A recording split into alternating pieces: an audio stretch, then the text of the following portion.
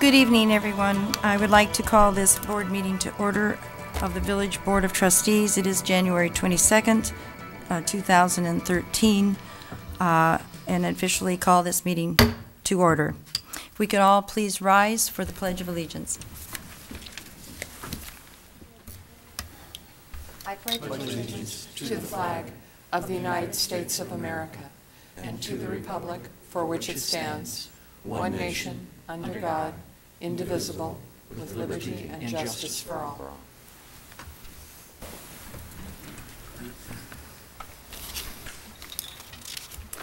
We'd like to have the clerk please call the roll. Trustee Hayes? Here. Trustee Farwell? Here. Trustee Blackwood? Here. Trustee Rosenberg? Here. Trustee Sidor? Here. Trustee Scaletta? Here. Trustee Breyer? Here. Trustee Glasgow? Here. President Mulder? Here. We have a quorum. We move now to the approval of minutes. First, we have minutes of the January 7th meeting of the Committee of the Whole. Any comments, corrections, deletions, or additions? Move approval. Second. Motion by Trustee Farwell, seconded by Trustee Glasgow. Pass. All those in favor, note the pass for Trustee Blackwood. All those in favor signify by saying aye. Aye. Opposed, say nay. Motion carries. We now have the minutes of the regular Board of Trustees meeting of that same evening, January 7th, 2013. Again, comments, corrections, deletions, or additions? Move approval. Second. Motion by Trustee Glasgow, seconded by Trustee Rosenberg, and a pass for Trustee Blackwood. All in favor signify by saying aye. Aye. Opposed, say nay. Motion carries. We now move to item 5, approval of the accounts payable of January 15th, 2013. I'd call on Trustee Hayes. Thank you, Madam President. I would move approval of the payables in the amount of $1,291,498.43. Second. Motion by Trustee Hayes, seconded by Trustee Farwell. Anyone have any questions for staff? Anyone in the audience? And we have quite an audience. Roll call, please. Trustee Breyer? Yes. Trustee Farwell? Yes. Trustee Glasgow? Yes. Trustee Hayes? Yes. Trustee Rosenberg? Yes. Trustee Scaletta? Yes. Trustee Sidor? Yes. Trustee Blackwood? Yes. President Mulder? Yes.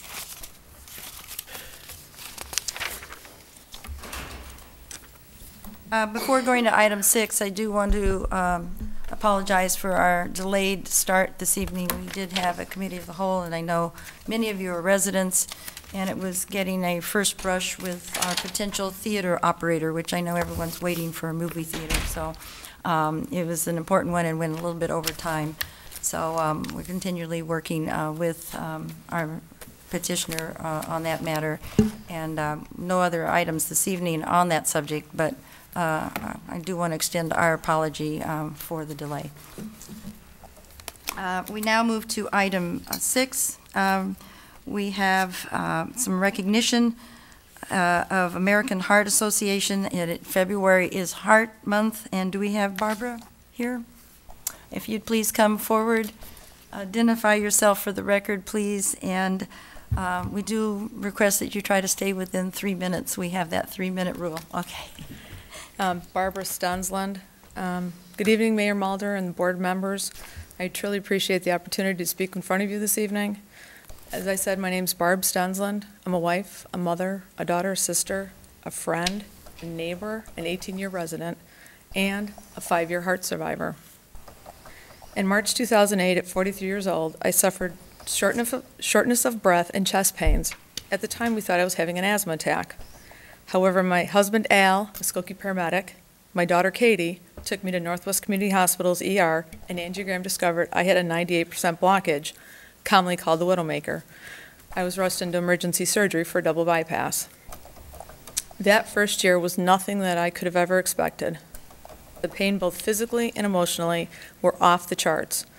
I could understand the physical pain from having my sternum cut and wired, along with the other incisions and body aches that go along with that kind of surgery. But it was the emotional upheaval that blew my family apart. My guilt and the emotional effects on my family when I almost died twice in 24 hours were completely unexpected. If it wasn't for our psychologist, we may not have been able to deal with those overwhelming emotions, and we were able to put our family back together. We all survived that year and are closer and stronger because of it. We are three interlocking hearts beating as one family. Because of our experience, my experience, I passionately volunteer for the American Heart Association. Their Go Red for Women campaign focuses on bringing heart disease awareness to women because it is the #1 killer of women. 1 in 3 women will die of heart disease. I was one of the lucky ones. More women die of heart disease than all cancers combined. Friday, February 1st is the Go Red for Women's National Wear Red Day. And, as Mayor Mulder said, February is Heart Month. Our goal is to light up the world red, to visually unite and bring awareness to heart disease. I would like to request that the village light up in red to support this important cause because heart disease affects everyone in one way or another. Some of the ways that other people in other villages are lighting up is they light the exterior of the buildings red. They use window clings that are the red dress, which is the representative icon of the Go Red for Women campaign. They're proclaiming February 1st as a Wear Red Day. We could do that in Arlington Heights. The planters that flank the stairwells at Arlington Heights Road and Sigwald could be decorated with balloons or such. It is most meaningful to me and my family that the village goes red and recognizes Heart Awareness Month in February because of our intimate connection with heart disease, but also because our mayor, my mayor, is also a woman. Thank you from the bottom of my heart for your consideration in this unique request. Wearing red. Wearing red, I love your suit. I noticed. Thank you very much. Thank you, Barbara, and thank you for sharing your story. I can remember years ago with this new red dress theme with wearing the red and all of those things, and I didn't see Mr. Dixon taking any notes, but I'm sure staff has led, and our residents themselves can partake in their businesses and try to help support the Heart Month. And the message is, women, you too can have heart trouble. So thank you very much. Thank you very much. Were there any other recognitions, Mr. Dixon? No. No public hearings. Citizens to be heard. It seems that all my blue slips were about an item on the agenda. So there's no one to be a citizen to be heard on something that's not on the agenda. Okay, seeing none. We go to old business, where we have a report out of our Committee of the Whole meeting. First motion, the only motion from that meeting is from Trustee Farwell. Thank you, Mayor. I move this evening, as I did the other evening, to recommend to the board the following consideration of public comments. Following the consideration of public comments, the CDBG funding requests and the staff's recommendations on the funding requests, that a notification be published announcing the availability of the draft 2013-2014 annual action plan for the 30-day public comment period. Second. Motion by Trustee Farwell, seconded by Trustee Sidor. Any other comments? Voice vote? Roll call. Voice vote. Voice. All those in favor signify by saying aye. Aye. Opposed, say nay. Motion carries. That concludes the report of our January 14th meeting. Next is a report of our Committee of the Whole meeting held just prior to this evening, where we had one motion coming from Trustee Hayes. Thank you, Madam President. I would move at this time, as I did earlier this evening, that the Village Board of Trustees recommend to the Liquor Commissioner the issuance of a Class E liquor license to TNL Restaurant, Inc., doing business as Burger Baron 2, located at 132 East Gulf Road, the former Garibaldi's restaurant at International Plaza. Second. Motion by Trustee Hayes, seconded by Trustee Glasgow. Any additional comments? All those in favor of the recommendation signify by saying aye. Aye. Opposed, say nay. Motion carries. Petitioners still with us? Yes, they are. Good luck. The former Garibaldi's restaurant, but it is now Burger Baron. So just good luck, and you'll take care of the rest with staff. So that concludes the Committee of the Whole meeting of this evening. So we now move to our consent agenda. First, I'd ask any trustee who would like to vote no or pass on any idea to so indicate. Any trustee who wishes to remove an item to have it considered separately? Are there any citizens in our audience that wish to remove an item on the consent agenda? Those are all the items found on page 4 and 5 of the agenda. Move approval. Second? Motion by trustee Scaletta, seconded by trustee Hayes. Any other comments? Anyone in the audience? Seeing none? Roll call. Trustee Scaletta. Yes. I'm sorry. Trustee Hayes. Yes. Trustee Glasgow. Yes.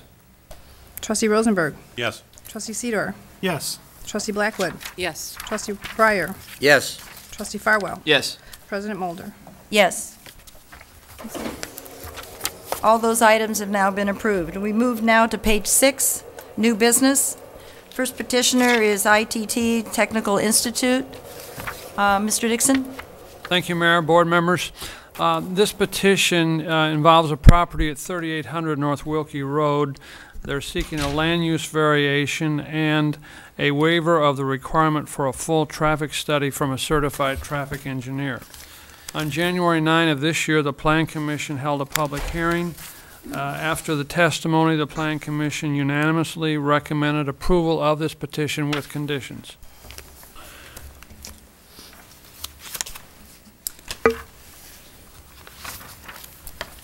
Comments, questions for elaboration? Trustee Rosenberg. Petitioner present.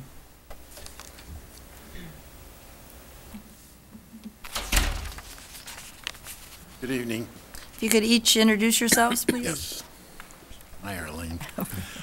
Mark Jordan with First American Properties. I'm Steve Werner with ITT Technical Institute. Peter Kelly, Lincoln Property Company. Thank you. Just a couple questions. Just could you elaborate a little bit on the, there was some discussion about lighting, what the intention is as far as improving or upgrading the lighting in the facility for the student parking? At the present time, I know that we're adding at least one light standard in the parking lot to the east, I believe. And there's an outdoor patio area, which maybe you're referring to, that's going to have bollards. And we presently have sufficient lighting across the face of the building at the entrance. If the parking lot lighting is reviewed and we need more, obviously we will we'll do that. But at the present time, when we did a photometric of the parking lot, we were within code. Now, that doesn't mean that we could have some shadow dark spots where we're going to have to take care of that, because there would be ingress and egress from the property when it's dark. And we don't want problems, whether it's a slip and fall or something else. So Charles, if you could go back to the last picture. So when you say there's sufficient lighting at the front, I don't really see any lighting there unless it's hidden, but. Well, there's lighting underneath, and then there are bollards at the entrance. Now, the parking lot itself has various lighting with heads pointed towards. As I said before, if it's reviewed and there's a better way to illuminate that entry area or some other area in the parking lot, we're amenable to take any steps necessary to make it safe. Okay. I mean, as far as any other, that there's no intention as far as upgrading any kind of security measures or having anything in the parking lot as far as those notifications in case there's an issue or something like that? Some of the parking lots and campuses have, those emergency lights or things you can press.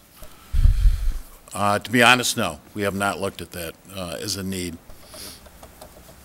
Just curious, just for the protection of the students. Does anybody from the university want to make comments? Or you have concerns about that? Because you do have the night classes. And it was our. If you can get into the middle I'm sorry. microphone. It was early on in the process when we were looking at this building. We did ask the village to look at specifically the lighting in the parking lot, and we were told by the members of the Department of Planning that it was safe. I think our initial requirements were more stringent than the village requires, so we wanted to make sure that, in the opinion of the safety officials in the village, that it was safe, and we were told that it was. We do not usually require in our campuses, for example, emergency lights or boxes.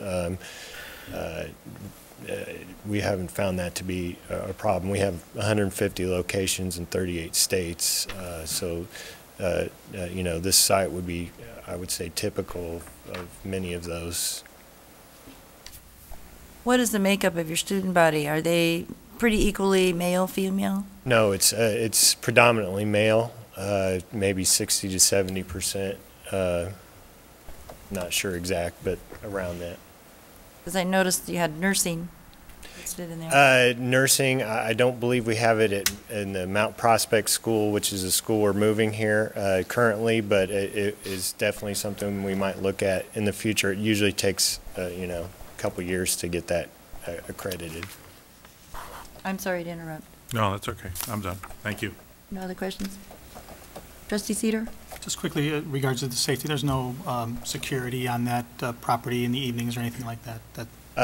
Not that I'm aware of, no. And we don't require it. Usually, most of our use is in the evening, from 6 to 10 p.m. So most of our administrators will be, available at that time, and most of our students will be there during that time.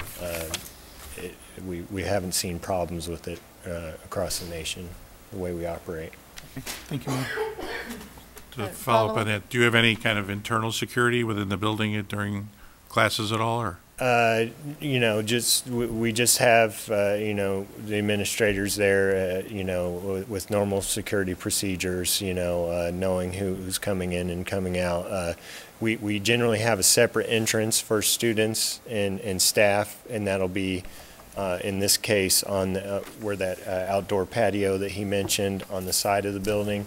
The front entrance will only be for visitors. Our lobby door will be there, and any visitor will be asked to check in with the receptionist there. During the evening, the access there may be completely, blocked off. We usually ask visitors, to come during the day. We'll interview students, prospective students, things like that. So that side entrance that you referred to near the patio, is that something you need a ID then to swipe in to get in? Or? No, we don't require that. And, as a matter of fact, with all the comings and goings of our students quarter to quarter, it's hard to manage access cards. But we have a security system that is monitored by ADT, and we have usually cameras and things like that where someone in administration can watch and make sure that there's no activity or entry that we don't want happening. Okay, thank you. Trustee Scaletta? Thank you, Mayor. Charles, just a quick question. The village would not deem the property safe. We would deem it code compliant with regard to the lights? That's correct, Trustee Scaletta. Code, does not allow light to spill over on adjoining properties, so as long as it's under that, then it would be code compliant. But if it's significantly under that, it may not be bright enough for, evening security needs. I think the police department did express some concerns about some dark spots, and they've agreed to evaluate that and add some additional lighting. Okay. So just for clarity, and realize that having to come before this board may not be the easiest thing to do, but we don't guarantee safety. Right. We just guarantee code compliance. Okay. Okay. Thank you. Trustee Breyer? This particular building, it's not empty at the time right now, is it? No, there are 2 tenants in the building. And what will happen to existing tenants? They'll continue to lease from me, I hope. I'm going to do everything in my power to keep their business. So, because I got the impression in looking at the material that the school was going on the first and second floor. Yes, portion of both. And so the tenants that are on the first floor will remain there, you hope? Absolutely. Okay. The average age of a student at ITT is 27, 28. Probably around 25. Okay. It's the average college age. Maybe a little bit higher, a little bit. Okay. No, currently, to answer the question, I believe there's a psychiatry practice on the first floor that will remain. We're taking, I think there were maybe some other smaller tenants on the first floor that are going to be moved to another part of the building. And there is one relocation to the second floor. They requested being on the second floor. The other two floors, we have a proposal out to a current customer of ours to lease those as well. No other questions? Any other board members have any questions? Any other comments from staff? Was there anyone in the audience that wished to address this subject? My only comments is that, this is an interesting part of the village right now with a new car dealer coming in and some new restaurants that I think recently opened up there where Latiti used to be. And, it's a great addition. I think the building owner would certainly agree to that. Schools are always great. Restaurants love to see them, and whatever morning shift, afternoon shift, or evening shift, maybe they'll grab a bite to eat. So it's economic development, and they're also learning to develop a new career for themselves in their future. So I think it's as the Plan Commission indicated, I think it was a unanimous vote of support, I just think it's good. It's nothing bad about it. I do hope that you will keep track and make certain that security is in the nighttime. Sometimes when there's a lot of people, it's safer than when it's just isolated. So I certainly think it is good. And if there's no other questions, do you have any other comments? Move approval. Trustee Blackwood. To move approval, please. Motion to concur with the Second. Plan Commission recommendation. Second by Trustee Sidor. We have a motion and a second to concur with the Plan Commission. Trustee Scaletta. Do you agree with all of the contingencies listed?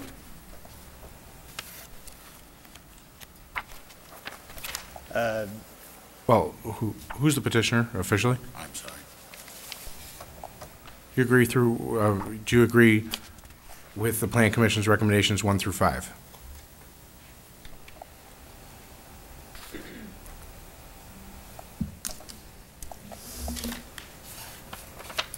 Yes, I've seen this, and I agree. Okay, thank you, I'm good.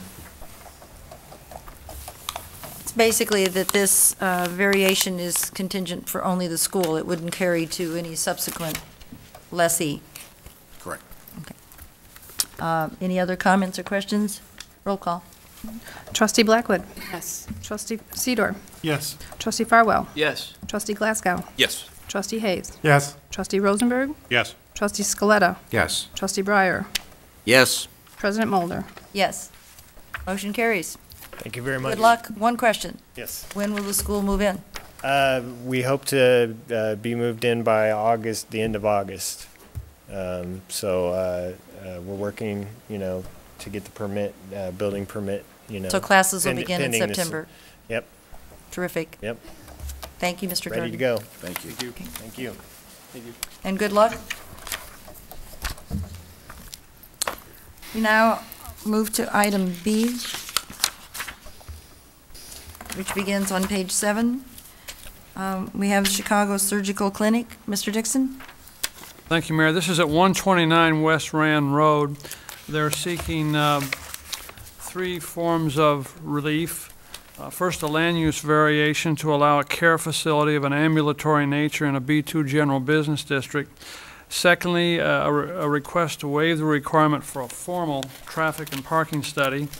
And thirdly, a variation from Chapter 28, Section 11.4 to allow a reduction to the minimum number of code-required parking stalls from 132 to 107. On January 9, the Plan Commission held a public hearing, unanimously recommending approval with conditions to the Village Board. Okay, thank you, Mr. Dixon. Petitioner, if they could please come forward and identify themselves, names and addresses, please, and their firm name. My name is Robert Kirk, K-I-R-K. I'm at 1100 Landmeyer in Elk Grove Village. I'm the architect on the project. Hi, my name is Dr. Yelena Levitin. I am the owner of the Chicago Surgical Clinic. Currently, I'm located at 201 East Strong Avenue in Wheeling. Okay, thank you.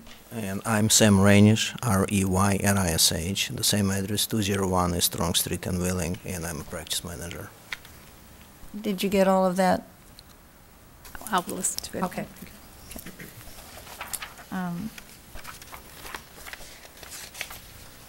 Staff, Mr. Well, Dixon? I think it's pretty straightforward from the Plan Commission, Mayor. If the board has any questions, now would be the time. It's on the Rand Road, similar to a previous, in this similar location, adjacent to other medical facilities. Questions from anybody? Trustee Rosenberg? So the owner of the site is Dr. Sam Akmajian? That's correct. Correct, is that? Akmajian, yeah. Okay. And Dr. Levitin, you are the owner of the clinic? Yes. Okay. So the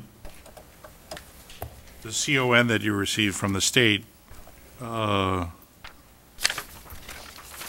that to Dr. Akmajeni? No, it was not. This development was done approximately 5 years ago as a condominium office medical development, and they've been sold off separately. And the Chicago Surgical Clinic now owns their space, and it was purchased from Dr. Sam Akmajian. Oh, okay. So he's no longer the owner? That's correct. Okay. Because in the information received from the state, it indicated that the operating entity licensee was Chicago Surgical Clinic Limited, and the owner was Dr. Sam. At that time, the closing had not taken place yet with the land. It has since been owned now by the Chicago Surgical Clinic. Okay. So this is maybe for staff. As far as from the, Charles, I know we're granting a parking variance to 107 spaces. And that includes, I think, 19 from Sunshine and 88 on site. So maybe also for the developer, the number of other spaces that are currently occupied in the site? There is a site plan that indicates the number of spaces sold. I think there's 4 of them. It's a little bit further along. I don't know if it's controlling this. Trustee Rosenberg, this exhibit shows the parking required by code, which is 132. There's 107 provided on site. 19 of those are on the Sun Shui property, but there's a shared parking agreement. So there's a deficit of 25 spaces. The petitioner did provide parking counts throughout the day and evening. The peak count from the businesses that are currently occupying the building was of 29, and that was during the midday peak. We then looked at the Sun Shui property as well, and their peak demand was 37 spaces at the same time period out of the 68 that they have on site, and that 68 does not include the 19 I referenced earlier. We then worked with the petitioner and put together, the projected demand from the surgical center, which was at a peak of about 18 spaces, plus the 29 for the existing observed counts, and then projected the remaining vacant office at a demand of 57 for a real demand of 95. Now, that may change plus or minus 10 or 15% depending upon specific users in the future. But based on this, staff felt that the variation was justified and supported in this particular case, and the Plan Commission concurred with that. So if in fact in the future there is a need for space, what would happen? Where would they look to find additional space? Their options really would be to look off-site. If you look at this aerial, the building is the L-shaped building coming from Rand Road to the back of the site. Immediately to the east, there is a vacant piece of property at the back of a retail center, and immediately to the west, there's a vacant piece of property. The one on the west, a fair amount of this is used for detention, but on the east side it is not. Mr. Akmajian has had discussions with this adjacent property owner. Whether that comes to fruition, we're not sure at this point. The other possibility would be to work out a larger shared parking agreement with the owners of Sun Shui, but that particular restaurant owner would not be obligated to do that, but that would be the other option, because in reality that's where the overflow parking would most likely occur. Obviously, nobody can park on Rand Road, so those would be the limited options available. That vacant land to the rear, which would be, I guess, to the south, but that's pretty much landlocked. There's no access, correct? There might be a way to, provide access through a service area in the building. Let's see if I have a site plan that shows. Yes, here. Towards the rear, there's a refuse area and service area. It might be possible to provide a walkway connection in this area. But again, that would, be subject to private negotiations between the two property owners. Okay. I was just curious if there was a contingency, so to say. So I have no further questions. Trustee Hayes? No questions, just a comment that as some of the plan commissioners pointed out, I was very happy to see that we waived the formal requirement for a traffic and parking study from a certified traffic engineer in this case, and just asked for an informal survey. And so I think I was glad to see that, and I think it's an accommodation that we should make where possible to make a more business-friendly environment in the village of Arlington Heights. So I'm glad to see that we were able to do that in this particular case. So.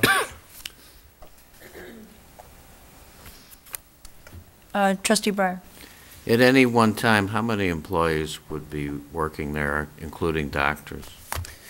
There are two specific uses for the facility. One is the clinical, and the other is the surgical.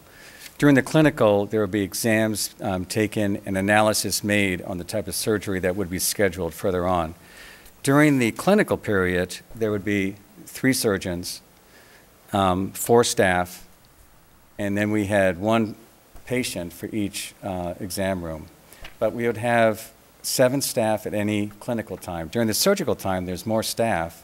There's 10 support staff and 3 surgeons, so 13. 13 during the peak period, and then 7 during the clinical period. So if you had 91 spaces, is that the correct number, Charles, they're going to provide? No, there's 107 spaces for the total development.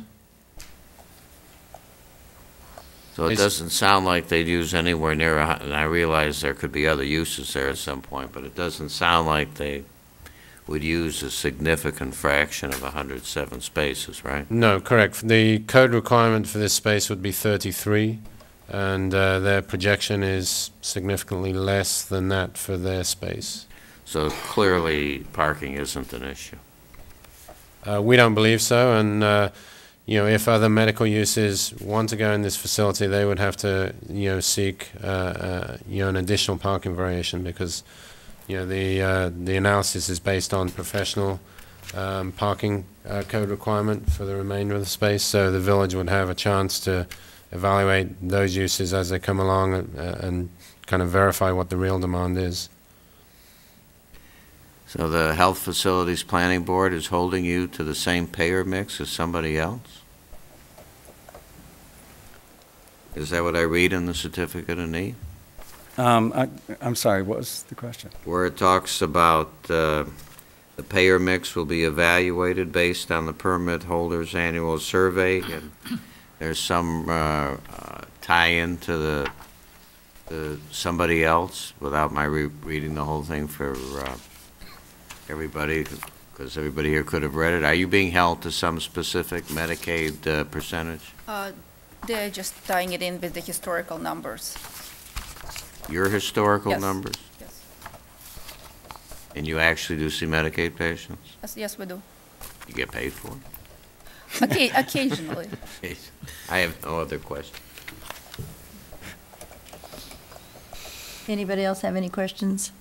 I would just, this is the relatively new development, I believe, off of Rand Road, very attractive. But what is the percentage of leased area now?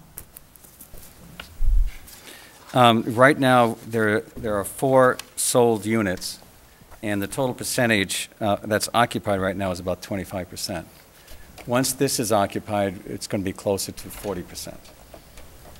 That's the concern, and I guess this is first in, best served kind of thing.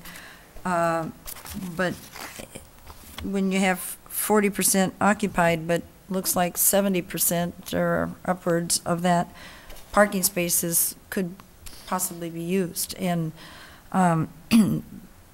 as the owner of the property, you'd have empty office space, or not necessarily office, but space, but no parking. So I think to staff's comment, that would become the problem of the future. Whoever the last guy to come in would have a challenge. That's correct, and I think we spent quite a bit of time with staff. Matt and staff worked with me directly on what the future is going to bring, and all of us in agreement, including Dr. Sam, who is still the owner of about 60% of the units. He has to come in and prove the need for the parking specific to that user from this point forward. So if there's a user that might only be open twice a week, or might be open just in the mornings, that has to be proven that that's not going to be a burden on the rest of the parking spaces. So staff did take that into account when we set this whole program up. Yeah, it's a very attractive development. I've been there for openings of some dentist offices and so forth, so. Trustee Scaletta. I just wanted to concur with the mayor in that, you know, you have 17,000 square feet that's unoccupied at this time, and moving forward with anything other than office is going to be quite challenging. And although the village has waived the requirement for a traffic and parking study, I don't think that we would be as generous in the future. I believe so. I have no further questions, Mayor. I would move approval. Second. Motion by Trustee Scaletta, seconded by Trustee Glasgow for concurrence of the Plan Commission's recommendation. Any other comments from staff? Any trustees? Good luck to you. Roll call.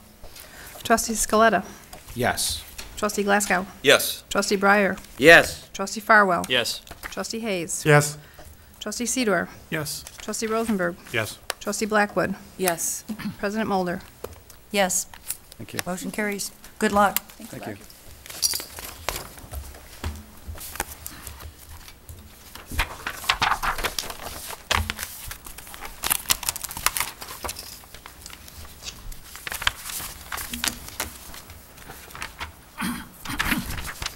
We're moving along to item C, sign variations. We move now to Central Park East Apartments. Mr. Dixon? Thank you. This next item really has 2 parts. One pertains to ground sign, and the other pertains to directional signs. The Design Commission had a number of meetings over this signage proposal from this property, Central Park East Apartments. The first to be considered this evening is the ground sign. The Design Commission on October 23rd met unanimously recommended approval of the petition with conditions, and I think, if I might suggest, the board should deal with that first and then deal with the directional signs, which I can present subsequent. Yeah, you'll note motion A on page 9, and then the second issue begins on page 11. So comments in regards to the initial ground sign. Anyone with questions? I think you're all familiar. Trustee Scaletta with the site? I guess I would just start by commending staff and the Design Commission for taking the time to work with the petitioner to come up with a motion that they were comfortable with and also protects the sign code that the village has adopted. Is the petitioner here? Petitioner, please come forward. Identify yourselves. Matt Webb with Village Green. And I'm Sean Ensign with Landmark Sign Group, 7424 Industrial Avenue, Chesterton, Indiana.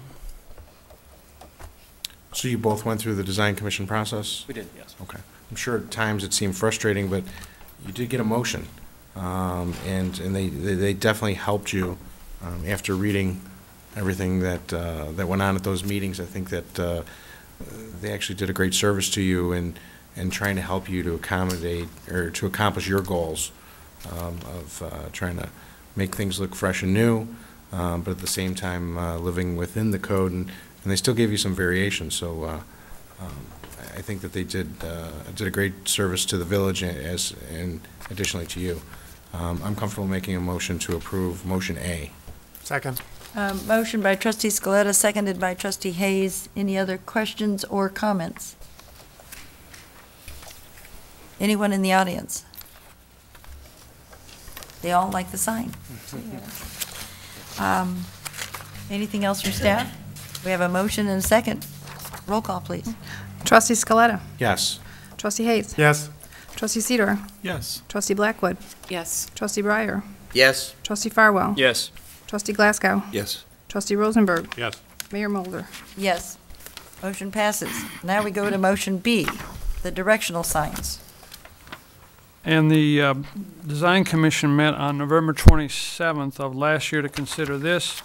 After discussion and testimony, they unanimously recommended to the village board approval with conditions. If the petitioner could comment on the conditions and whether you accept them Yeah, we accept them. in totality. Yes.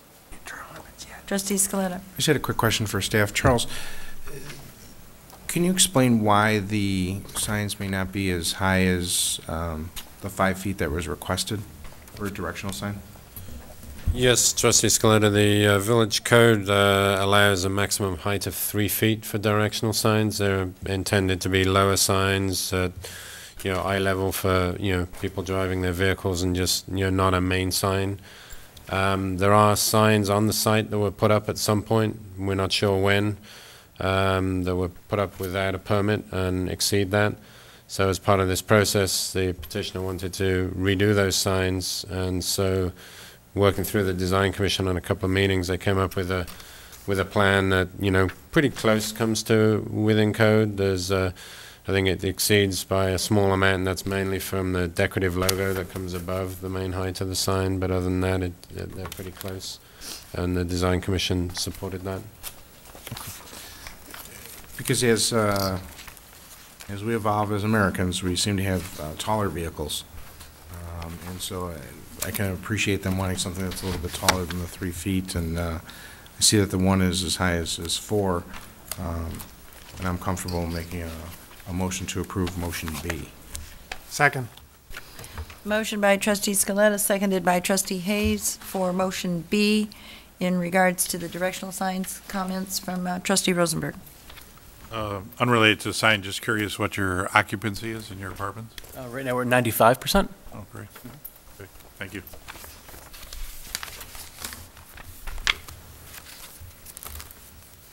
Any other questions or comments? Trustee Breyer. Are any of your signs intended to be seen or direct trucks? Not to direct trucks at all. I mean, every sign's intended to be seen. Ultimate goal is to have the branding and then display the directional information in an adequate, I guess, distance. Well, I would guess the only time you'd have trucks there is for people moving in and out. But if you have driveways restricted where you don't want them, or you want them to go a certain way, while staff has recommended that height, the chances are the driver would not be able to see them from the cab. I don't know if Charles has any comment to that. Maybe none of these matter for that purpose. Most of the signs, this is an example of a directional sign. It says the name of the complex, and these are internalized, and then it has the unit numbers. So they're strategically placed at the corners of driveways to, direct vehicles coming to the site. Most of the people coming to the site live there, so they already know where to go once they've been there the first time. So I think this approach, works fine with the height that they've got. The Design Commission also looked at other apartment complexes in Arlington Heights and what size directional signs they have, and for the most part, they comply with code. So I think that was part of their justification for the recommendation. Well, I was just thinking like delivery vehicles or moving vehicles. Feel confident these are high enough that the driver of those vehicles could see those. Yes, I think they are, especially the location that they're placed at.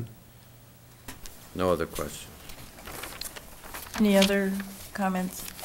I think signs are there when you need them, and you hope they disappear when you don't have to, so they don't camouflage the landscaping. Right. So they're supposed to accent and give directions, but not overtake, so I like the size of the sign. Any other questions or comments? We have a motion and a second. Anyone in the audience? Roll call, please. Trustee Scaletta. Yes. Trustee Hayes. Yes. Trustee Rosenberg. Yes. Trustee Sidor. Yes. Trustee Blackwood. Yes. Trustee Breyer. Yes. Trustee Farwell. Yes. Trustee Glasgow. Yes. President Mulder. Yes. Thank you and good luck. Thank you. We now come to item 13. Mr. Dixon? Item 13 is legal. Mayor, I don't think we have anything this evening, but I could move to petitions and communications if you'd like. That would be fine. Okay, thank you. The first item of 3 that we have under petitions and communications tonight is the request of Matt Scallon of 405 South Walnut. He is proposing to keep 3 chickens on his property on a 3-year trial basis. Currently, Section 16-103 of the Municipal Code does not allow the keeping of any animals other than those customarily kept as pets. The code does provide for a variance process before the village board. The variance may be granted if certain conditions are met and the board finds that approval should be issued. In this case, 1 written objection has been received. The petitioner's previous request to keep 3 hens on his property was rejected by the board less than a year ago. The board at that time cited concerns from neighbors, possible predators, and noise as factors in the denial. This is the same property. There have been some modifications to the request. And of course, as you can imagine, when this request came back to us at the staff level, a question arose, as I'm sure it has with the board, as to whether this current request needed to be brought back to the board for consideration. But the village code in this particular section, 16-103, sets forth the process for this type of variation and does not include any language which limits if and when a petitioner can bring back a request that has been previously denied. That is different than the case with the zoning board language, which provides that a variation request that has been denied cannot be resubmitted until a year has passed. As I mentioned, this petition does reflect a few changes from the original request, including the location of the coop that's proposed and the possibility of a 3-year trial period. I don't want to in any way preclude the petitioner nor prejudge what the board may do, but I would remind you that this matter conceptually was considered less than a year ago. Thank you, Mr. Dixon. Trustee Glasgow. Madam Mayor, I just have a point of order, and that is along the lines of what Mr. Dixon has already discussed. Reviewing the petition that the petitioner has given to us and going to, I believe it's page 368 of the packet that we received with the particular petitioner, Mr. Scallion, he's asking for a reconsideration of this particular issue, and specifically cites the board's ruling of February 20th, 2012. In reviewing the code, the village code, in section 2-205, rule 7 for our rules of procedure, the vote upon an adoption of an ordinance, motion, or resolution of the board may be reconsidered at the same meeting at which the vote was taken, or the next regularly scheduled meeting on the motion of any trustee not present at the time of such ordinance, motion, or resolution was adopted, or on the motion of any trustee previously voting on the prevailing side of such ordinance, motion, or resolution. But no motion, or excuse me, no ordinance, motion, or resolution shall be rescinded except by the same number of votes which they were required to pass the matter sought to be reconsidered. My question before the petitioner begins is, why wasn't this, if this is a reconsideration, brought back at the next meeting, requesting a petition for reconsideration? There seem to be only minor changes in the petition, and it seems to me both petition A and petition B, while dealing with different variances, deal with the same subject matter. My recollection of the events from several trustees that spoke at that meeting was that this was a policy decision that was being made by the village board at the time. And so I have two questions, one for the petitioner, the other for staff. The staff is, with regard to section 2-205 subsection 7, are we not limited to this particular item being brought back at the next meeting or the meeting that it was initially heard at? I'll take that. Trustee Glasgow, this is not, I can't find the language that you're referring to in terms of where the petitioner has referred to this as a reconsideration, just because my pages aren't numbered the same as yours. In his letter to Mr. But Bonner, my wife and I, Terry Scallion, would like to appeal the Board of Trustees Monday, February 20th, 2012 decision not to allow a variance from section 16-103. Right, that's not a reconsideration. A reconsideration is if the board chooses on its own to reconsider an item. This gentleman has proposed something that is somewhat different from what he had proposed before. There's nothing in the code, in the section that deals with this, that limits the number of times somebody can bring something back. So in essence, someone could bring back something on each and every meeting and have it placed on the agenda, even though the board had ruled one way or another. If there had been no changes whatsoever, staff would do everything to discourage a petitioner from doing that by saying same people, nothing different. In this instance, he has moved the location of the coop, and that is a change. But the issue at hand, the fact that there was a policy decision by this board that we were not in favor of having these types of animals, regardless of, and there was extensive discussion as to coop size, placement, yards, etc., that this was a matter of policy for the board and not a specific indicia of, well, if you move this or move that or change the size of the coop, etc., we would reconsider this. So my question to you as village attorney or as our legal counsel is, why would this be allowed to come back within the specified period of time? And what mechanism do we have? Because we do have a lot of stuff to deal with this evening, as we do on most agenda nights. Having repetitive litigation and repetitive discussions of the same subject is not a real productive use of either the public's time, the board's time, the staff's time, or government as a whole. I believe that what happened on February 20th was, after extensive discussion, the board turned down Mr. Scallion's request. I don't recall there being a strict, definitive statement of policy that the board adopted at that point in time. Having said that, Mr. Scallen, as I said, came through with something that is somewhat different. The second proposal is from somebody totally different. That, in essence, is a brand new, while it may be for the same type of animal, it is a brand new proposal from somebody that hasn't been considered before. I respectfully disagree with your interpretation because there was some specific language in those minutes and by certain trustees that sit on this board that this was a policy decision as to the type of animal. That being said, you know, I have no objection to hearing the petitioner, seeing how they're here, but I do think that other than this being the same issue and you making minor changes and ask for a sunset clause, I don't really see a change in what you've previously presented. I also don't see a change in what the secondary petitioner has presented. I think this has been decided by the board. Mr. Scallen, if you want to just come and introduce yourself and give your name and address,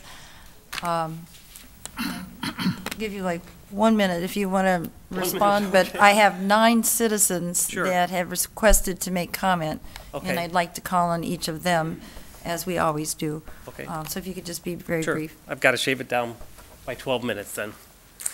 Good evening. Thank you, Mayor Mulder and trustees, for allowing me the opportunity to present my appeal to your February 20th, 2012 decision disallowing a variance request to raise 3 backyard hens in the backyard of our property at 405 South Walnut Avenue. I request the board consider approving a 3-year trial period in the form of a temporary use permit to raise 3 backyard hens, at which time the board could assess any negative as well as positive feedback. If after the 3-year trial period the feedback is predominantly positive, I would request the variance be either granted or extended another 3 years.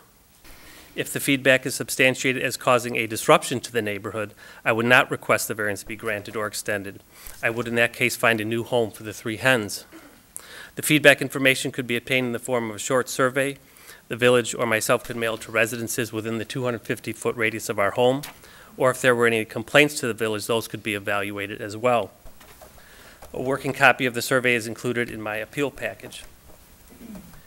My coop is positioned out of plain view underneath our freestanding deck, 40 feet from our north fence property line, 16 feet from our east fence property line, and 19 feet from our south fence property line. You have in your information package my plat of survey as well as 3 pictures of my out of plain view coop location. If it would make a difference in the board's decision to grant my 3-year trial period request versus not granting it, I would forego allowing the 3 hens to supervise free-range sessions and could instead restrict the hens to supervise portable enclosure sessions. The portable enclosure would allow the 3 hens access to our backyard lawn as well as access to sunlight. When in supervised use, the portable enclosure would not be placed closer than 10 feet from any property line. And I think, is my minute up? I can keep reading until the time runs out. I have more. That's fine. You certainly would have a chance to elaborate further. And this is? Okay. Jennifer Murtaugh. Jennifer, okay. Chicken consultant. Okay. I'd like to call on the citizens who Sure. requested to speak to the subject.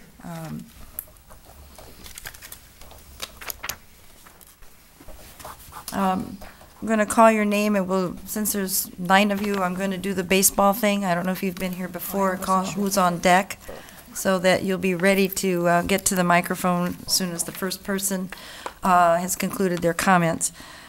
First person is Mary Ellen Berkman, and on deck will be Tony Garopolo. Name and address, please. Mary Ellen Berkman, 644 South Highland, here in Arlington Heights. But I am speaking on behalf of my father, John Leahy, who lives at 411 South Walnut. Unfortunately, my dad is elderly. He's 88 and could not be here this evening. But a little nervous. He really is opposed to the chickens. We live directly south of the Scallens property, and he is older. He is looking to probably sell his property within the next 2-3 years, if not sooner, and would feel that this would be a deterrent to being able to sell his property. We already have seen foxes, possums, raccoons, hawks, whatever else in our neighborhood, and we do not want to encourage any more. And he feels that this would be something that would attract other animals as prey. The homes themselves are very close together. My father does not have central air conditioning, and his windows are open often in the summertime, and he's concerned that they're, you know, he was raised with chickens. He does know that there is an odor, and I don't care how well you clean something, any animal will cause a stench. And these are not, in my opinion, as well as his, considered to be pets. Pets are animals that we keep in our homes and in, you know, our residences, not outside on a regular basis. And he just feels that it would be detrimental to his quality of his property. And we thank you for considering this. Thank you, Mary Ellen. Thank you. For your comments and for defending your father. And Tony's coming up. And Chris Powers on deck. Hello, Mayor and Trustees. Tony Garoppolo, 323 South Walnut. I thought you all made it clear a year ago that Arlington Heights was not going to allow chickens in our town. I went around with a simple petition to the neighbors on our block to see if any were opposed to the special use permit to raise 3 hens for a 3-year trial period. On our block of Walnut, there are 15 houses. It's a short block because at the end is Our Lady of the Wayside Church and School. Not counting the Scallons, 13 of the 14 neighbors signed the petition stating we do not want chickens in our town. The one neighbor that did not sign wanted to remain neutral. Also, I contacted Our Lady of the Wayside School and have with me a signed letter from them stating that the parish is not in favor of having hens raised in close proximity to their school of over 600 students. That's it. Thank you. We did receive a copy of that letter from Our Lady of the Wayside. And I have the petition. I don't know if you want that. If you would give it to the clerk, that would be wonderful. Chris Powers, and on deck, a duo team, Ron and Charlene Geneticac? I'll let you say it correctly. Okay. You're on deck. Hi, Hi, my name is Chris Powers, and I live at 306 South Walnut with my husband Ted, and we both are against the hens being welcomed into our neighborhood. The real estate market is in a difficult place right now, and chickens in our neighborhood are not going to help the value of our homes or the sale of our homes and the large number of neighboring homes. And folks like John Leahy, who his daughters just spoke, who is an immediate neighbor to the Scallons, elderly, and soon may have a need to downsize the sale of his home, will be in jeopardy, and the financial strain will fall on him and his family. In life, over and over again, we need to think about the best interest of others and the best interest of the whole group, whatever that might be, not just the desire of one to do this or that. I thought it very credible of Tony Garoppolo, also an immediate neighbor of the Scallons, not to want his opinion or desire to be the final say, but instead he wanted the village board to decide. You, the village board, decided in a previous meeting and vote to turn down this proposal. So why are we here again, pushing one's point and desire when the village and the neighbors have already spoken? The issue of predators in the area is a great concern. The Ottavianos, who are my immediate neighbor, and ourselves have experienced dead squirrels in the yard in the past 3 weeks due to a hawk who has taken up residence. We both have small dogs and are concerned for larger predators who would come and be a danger to our small animals. Thank you very much. Thank you, Chris. Ron and Charlene. I expect some tap dancing here, too. No. Good evening. My name is Ron Jazeniak, and this is my wife, Charlene. We live at 305 South Walnut, about 5 houses away from the proposed chicken coop. Before the clock sticks, David Lawson is on deck. Okay, go ahead. We're at 305 South Walnut. We're 5 houses away from Matt Scanlon. And we are also at the end of our block. Matt is 2 homes away from, or the second home away from Our Lady of the Wayside, playground and church. And our block is unique because we have pedestrian traffic 7 days a week. We have children going to school down our block. We have families going to church down our block. And everything I've read on the internet talks about building a coop, and Matt has built a coop that is predator-proof. So why would we want to expose, our children and families to a bait source for predators? No matter how safe you make your chickens, you're still going to have predators around them. So that's why we oppose Matt's coop. Okay. The reason that I oppose, one of the reasons why I oppose it is for the past 15, 16 years that we've lived in the neighborhood, we're on a very kind of close-knit block, and, people look out for each other and they keep their property clean. But throughout the winters, there has never been a time that I have not had to walk out into the street when I pass their property because they do not shovel or salt during the winter. That leads me to believe, I have a hard time believing that they are going to keep up additional work by taking care of chickens. That's one of my main concerns. Thank you. Thank you. Thank you both. David Lawson, and on deck, Gina Andans? Andis. A-N-D-A-N-S, I think. Okay, on deck. Oh, David Lawson. David? I live at, excuse me, I live at 304 South Mitchell. I'm actually kind of midway between the two people who are proposing the chickens. And like the trustees previously mentioned, this was before the board back in February of last year. There had been a petition that had come around the neighborhood so that, one of the neighbors wanted to be sure that the voices of the residents were heard. I signed that petition. Then shortly after the meeting, I read an article in the Herald that said that this had been settled by the board and that it was sort of done. In between that time and present, Mr. Scaletta had come to my home twice to try to change my opinion, and I haven't really changed my opinion. I feel like that we're going to be revisiting this over and over, and I'm really here to ask the village to, basically make a decision that will be final and that we don't have to go through this process again. Thank you, David. I am opposed to chicken. Okay. Okay. Gina, name and address, and on deck will be Renee Rentz. It's Gina Andas, A-N-D-A-A-S, and I'm at 317 North Brockway Street in Palatine, Illinois. I was going to speak on both their behalfs of the two petitioners. I don't know if that gives me a little more time. Oh, 3 minutes. Okay, then I guess I'll come Per back person. when she comes. Oh, per person, okay. All right, I'm a registered nurse. I've been a nurse for 22 years. I'm board certified in critical care nursing. I've also taken care of animal-assisted therapy programs and have run them with both horses and dogs. I want to speak directly to the concerns about predators.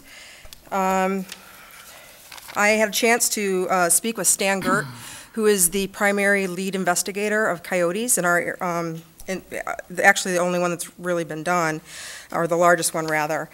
He stated that, I'm just trying to get that, with regards to predators, first of all, rodents are at the top of their list. Dietary needs for coyotes is 42%. When I spoke to Stan, he stated that the coyotes are more likely to seek out an easier meal at a bird feeder than they ever would with a coop. It's not going to draw more attention. The fact of the matter is that predators are around us already. We're not going to attract anything more. According to Ms. Austin, who is from the Lake County Forest Preserve, we're not going to draw more coyotes into our area because they are very territorial animals. Okay, so whatever coyotes we have or might be attracted to the coop are already here. With regards to property values, there is absolutely no evidence whatsoever that it will decrease home values with the implementation of a chicken-friendly ordinance or allowing somebody. Some of the most affluent towns, Naperville, St. Charles, Evanston, Oak Park, we know Chicago does, LA, Seattle, Portland, Oregon, New York City, they all allow chickens. Phoenix, Arizona allows chickens. Denver allows chickens. I have a letter from the Office of Public Safety in Portland, Oregon that stated that they do not have a problem with property values. I have something from the Illinois Elite Appraisals. Again, there is no evidence to suggest that a small flock of backyard hens would have negative effect on property values. And I have another one here from Evanston, so I can turn those into you. With regards to safety of our children, according to the National Resources Defense Council, there's significant scientific studies that show that canine malignant lymphoma, which is very similar to non-Hodgkin's lymphoma, is increased when we are utilizing the common weed and feed lawn treatments. It's 2,4-D. By having a small flock of hens, you can eliminate the use of those pesticides. Okay, the pesticides, they cause cancer, reproductive health problems in men and women, tumors, leukemia. According to Stanhope and Lancaster, children exposed to the environmental hazards of pesticides are at risk for developing learning disabilities, behavior disorders, chronic diseases such as asthma and cancer, and illnesses resulting in central nervous systems. Please be aware, when you have a small flock of hens, you are able to take care of those weeds and pests naturally. And we've got a West Nile disease problem because we're killing off all our natural things that are taken care of eating the mosquitoes and larvae, okay? I think that's time, Gina. Okay. I want to just speak to all the things. Thank you very much. Renee, and on deck is Jennifer Murtaugh. Hello, my name is Renee Renz. I live at 622 South Mitchell Avenue. My husband and my family and I, we've lived here since 1994. I am the local volunteer chapter leader for the Weston A. Price Foundation, which supports restoring healing traditions such as backyard chickens and the resources of nutrient-dense foods. In fact, one of our chapter meetings this past year was on backyard chickens to help educate the community on this time-honored tradition.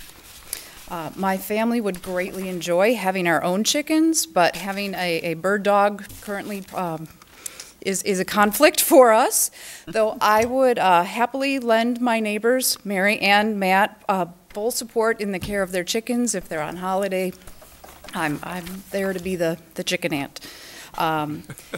Keeping a few hens in the backyards as pets is very different from living with them on a farm or breeding hundreds or thousands in commercial chicken operation. In fact, backyard chickens played an important role sustaining large populations of Americans during economic depressions, and it was even asked of the population to keep backyard chickens during the World Wars. They are a wonderful way to connect us and our children with nature and our food. While keeping hens is not as common as having a cat, a dog, a hamster, a chinchilla, a reptile, or another caged bird, the oddity is no reason to say no to those who are willing to go through the many hurdles required to ask for this variance on their property. And speaking of, that you can't have a pet outdoors, my neighbors have cats that I don't think are ever in the home. Their home and their food is all out on their front porch. So that's not unusual. At least with hens, the poop will be kept in the coop, as opposed to all around the neighborhood. Hens are much quieter animals than many dogs, and they are locked up and quiet at night. They are not only a cherished family pet, but they are also a source of food for the owners. Therefore, the owners are deeply invested in maintaining the health and the safety of these animals.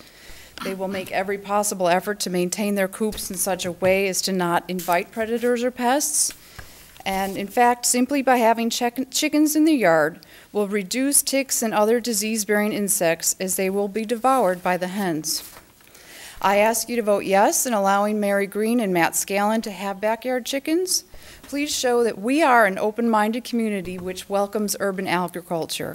In fact, this would be a wonderful addition to our community schools, but a few homes is a step in the right direction.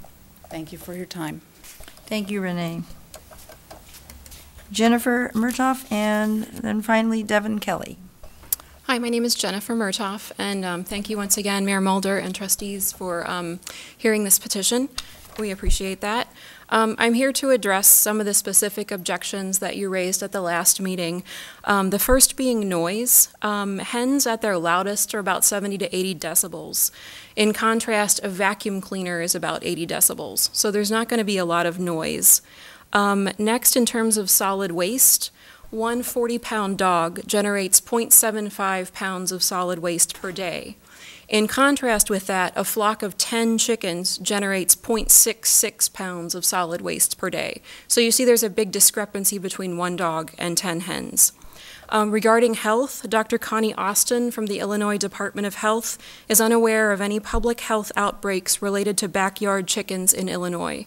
As Dr. Peter Sakis also testified, a coop kept in the manner that Mr. Scallen proposes would not pose any public threat. As a child, I was raised with I had over 200 chickens and other fowl. The only injury I received or health risk I received was from a dog, oddly enough, and that was a bite in the face. My birds were not a problem.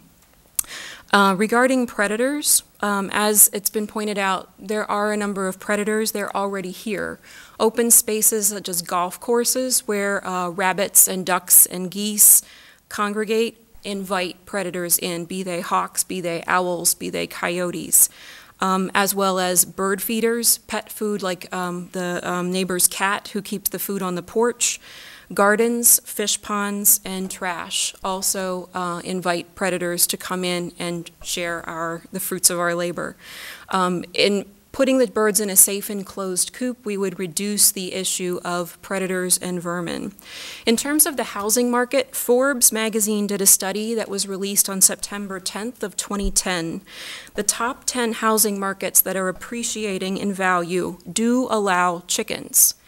Oddly enough, in contrast, 10 of the 10 sickest, only 3 do allow chickens. So is there a correlation between chickens and housing values? It would seem so. In addition, 93% of U.S. cities do allow hens. Some of those communities are here in Illinois. My home community of Oak Park, as well as Batavia, Bridgeview, Evanston, Galesburg, Evanston, Oak Brook, and Westmont are among the cities that do allow chickens. So I do ask you to consider this variance with these things in mind, to look at the facts and consider from a logical, reasoned perspective the possibility of allowing the variance. Thank you very much for your time. Thank you, Jennifer. Devin? Hello. My name is Devin Patrick Kelly. I live at 203 North Reuter, right by the racetrack. Thank you for letting me speak.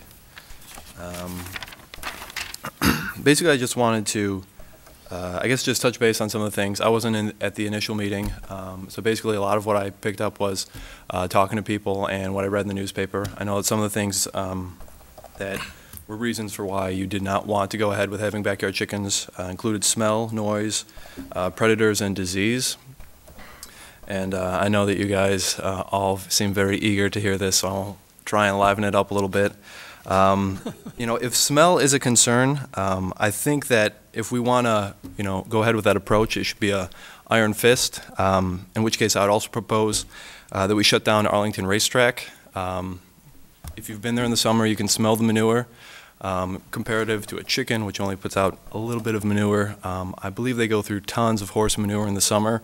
So if you'd like, I could come back next week to bring that up. More seriously, though, I think we should outlaw public flatulence, as it is, you know, it's an odor issue, and I think it's one that should be considered. In terms of noise, I think a big misconception is that people with backyard chickens, they assume roosters will be there. You always know that there's a rooster, which is crowing, making loud noise, but with these, there would just be hens. Roosters are not required for hens to lay eggs. So you can have hens, no roosters. It's very low noise. You know, I won't go too far into the noise, but, you know, let's consider the Frontier Days in the summer. How loud is that music? Yet that's something that we allow. It's something that gives the people of Arlington Heights enjoyment. I'm not suggesting outlawing that. And then let's also consider, you know, excessive car horns, honking, as well as possibly writing tickets for children at recess or at the schoolyard. They tend to scream. So we may want to consider that as well. Basically, I just want to make sure that the reason for voting against this is something that's based in fact and proper reasoning and not just fear and supposition. You know, taking all these things, predators, disease, noise, and smell, legally, I could cover myself in pickle brine, put raw meat on my head, play Chopin at loud volume, and cough without covering my mouth in my backyard, and it would be legal. So I just want to sort of put things into a perspective and hopefully just make sure that we're on the right track with the reasons why we would say yay or nay against this. So, thank you. Don't feel bad if you smiled. Devin? Thank you, but don't ever compare chickens and children. That's not a good comparison. Mike, just a hint. That concludes those who have wished to address the village board on the petition for residents to retain chickens. So I see Trustee Hayes, you have your hand up. Thank you, Mayor. I just wanted to first confirm Trustee Glasgow's recollection of the discussion from our last meeting on this issue back in February of last year. I know I brought up the fact that I thought this should be a policy decision, and I think other members on the board looked at it that way as well. One of the reasons I said that was so that we wouldn't have to consider these on a case-by-case basis. I think this is something that we should set a firm policy on. And if we didn't at that time, I think maybe we should at this time. Mr. Dixon? Pursuant to that, Trustee Hayes, I think to make it very clear, we should probably amend the code, because the code provides the board the opportunity to review these cases. And I think if that's the board's desire, and I say that with all respect, we should amend the code to prohibit. Yeah, and I would definitely agree with that. I just don't think we need to bring the same issue up as we go down the road. If the board feels that this should be a policy, and I do think it should be a policy. I do note that in the paper, either today or the last couple of days, I saw that one village did approve a chicken coop on a lot that was 1.8 acres. And we just don't have those types of lots in the village of Arlington Heights, so I think that would just not be appropriate here in our village, and that's one of the reasons why I think it should be a policy. And so I would not be in favor of either of these requests, and I think that we should amend the code to reflect that policy. Yeah, just out of question for legal and management, we're discussing item A under this subject matter. B is a very well-written request by Mary Green, which is for the same thing. Should we allow her to speak at this time before we take any action, or Mayor, if I might, question? I think since our current code allows these applications to go to the board, I think you should deal with each of these separately, and then after you've dealt with both of them this evening, give us direction pertaining to a possible code amendment, if that's your desire. Okay. Thank you for that clarity. So, Mary, wherever you are in the audience, just relax. We haven't forgotten. Okay. I'm sorry, did I interrupt you? No, I'm done. Trustee? Okay. Trustee Glasgow? Yes, just for staff certification, it's on page 10 of the February 20th minutes, where we did enunciate that this was a policy consideration for the board, and that was something that I brought up with staff prior to this meeting. I'm going to make a motion to deny it, not because I don't respect the fact that you have a distinct passion for this. There's no question about that, but I think we've given you a full and fair hearing on the 20th of February, and we spent a lot of time going over the pros and cons. I do not see any significant change in your petition from then until now, and because I concur with Trustee Hayes' opinion, and this is my own independent opinion as well, based on the notes and the memorandum of what went on at that meeting, this was a policy decision that this board made, and I do not see any differentiation between now and then. I do respect your time, and one of the reasons I wanted to hear from everybody is this was put on the agenda. All these people are here because staff invited you, and I think you guys are due the respect of being heard. But respectfully, sir, I disagree with the fact that this is something that's appropriate for the village of Arlington Heights, and I do agree that it's a policy decision. Hence, I would make the motion to deny your variance. Second. Motion Oh, by... and one last thing, Mayor. Just a second, let me just get this I for the apologize. record. Motion to deny made by Trustee Glasgow, seconded by Trustee Farwell. Now, comments? I apologize, Madam Mayor. You also additionally put into your packet that this was, you had run this past the superintendent of District 25. I do know one of the board members on District 25, and this was not presented to them as a public policy decision. And quite frankly, the superintendent does not speak for public policy, the board does. And I think it would have behooved you to have attempted to contact not the principal, not the superintendent who doesn't speak for the board, but the board themselves. and because this is in conjunction with dealing with children. So more than one board member from that particular board was a bit miffed that you did not approach them, because it is part and parcel of the safety of their kids that they wanted to consider, and this is a public policy question for them as well, because they have property around there as well. They would have thought it a nice consideration. So with that, I am done, Mayor. I have nothing else. We have a motion and a second on the floor, so we're open for additional comments. Trustee Breyer? At the February 20th meeting where this was discussed, one of my compatriots brought up various health issues that related back to his experience with chickens in his youth. Things that went beyond what was discussed tonight. Has staff gone back at the minutes and looked at those and have any comment on those things? Mr. McAllister, you did some research with that issue, I believe, and would you approach the rostrum and comment on behalf of the department?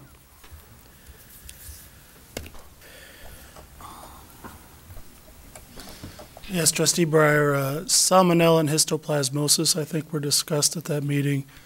Both of those things related to chickens are in the keeping of the chickens, so the concern with both of those issues would be with those who are taking care of the chickens, not necessarily the community as a whole.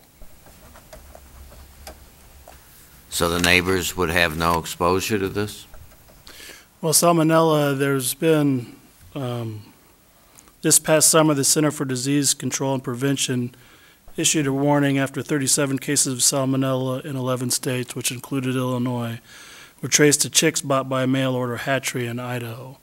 So in that case, the salmonella was in the chicken, so the exposure would be to the people in the household.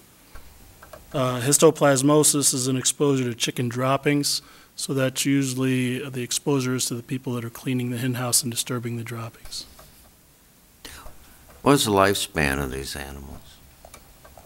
That I do not know. What kind of health director? No. I'm not an owner of chickens. Oh, it's not a human. It's not a human. Okay, I'm sorry, James. Thank you. Well, the reason I ask is we talk about a 3-year trial period. Well, we don't. They suggested it. And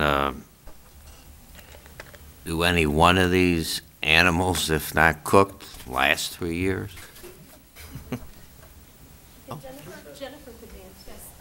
Jennifer, you have to come to the mic, please. That's the only way we can get it on the recording. Thank you very much. For 6 years. Jennifer Murtoff again. Lifespan of a chicken is 6 to 8 years. Sometimes they can live as long as 10. Thank you very much. I have no other questions. Trustee Sidor. Sidor, down there. We'll work starting from the end. Where do I start? James, just to confirm, in your memo, when you checked on the other municipalities, the form of complaints were mostly just if the neighbors have the proper permit for obtaining and owning those chickens in their yards, and one regarding a violation of a setback. But otherwise, no complaints regarding health, no complaints regarding noise, no complaints regarding smell. Is that correct? From the other municipalities that you inquired to? That is correct, Trustee Sidor. We checked with Evanston, Naperville, and Downers Grove. Okay, stay there. Could we allow rabbits in the village, in the home or outside of the home, or does that have to come before the board for anything? Rabbits are permitted. Turtles? Turtles are permitted. Hamsters? Hamsters are permitted. Gerbils? Gerbils are permitted. White mice? White I had mice? a white mice. A white mouse when I was little. I would assume a white mouse would have been permitted. I've never heard of, but I assume that would be. Okay. Thank you. The reason I'm asking these questions is because when this first came up last February, was it? I think I called you, Robin, and I said, what's up with this code? Because it says, those customarily used as pets. I said, well, what does that mean? And shame on us, because I do agree also, in some ways, with Trustee Glasgow and Trustee Hayes, that it was kind of a policy decision last time, and we didn't amend our code or go forward with amending the code so that these vague, decisions need to be, keep coming up before us constantly. I'm going to tell a Norm Breyer story, so buckle in. How far back are you? No, I went up, I was vacationing in Michigan. I showed up at my cottage, and next door the neighbors had just put a chicken coop in with 3 or 4 chickens. And I thought, this was shortly after our vote, actually, so it was in the springtime of last year. I thought, here we go, this is some bad karma for me voting yes for the chickens last time. I'm going to head smelly, it's going to be noisy. We have, this is in the woods on a lake, so we're going to have all kinds of predators strolling around, foxes, bears, mink, whatever, feasting on chickens every night. Never happened. No air conditioning up in northern lower Michigan, so so my windows are open all the time, maybe a cluck or 2 in the morning. So I had first-hand experience living this far, maybe 50, 60 feet from the chicken coop. My personal experience with it, I don't know if they had 4 or 5 of them. I don't even know what the ordinance is up in Lake Leelanau, Michigan, but there was no issue for me, just saying. So this fear about noise and predators, if there's not predators in that part of Michigan feasting nightly on chickens, I'm not sure if we'll have them here in Arlington Heights. But I do agree, on the other hand, with the trustees that if we're going to do something tonight, and it most likely, Matt, I'm sorry that your petition probably will be voted down this evening like last time, that we do amend this code and make some definitive decisions on what this customary pet thing is, so we don't have to be here like this.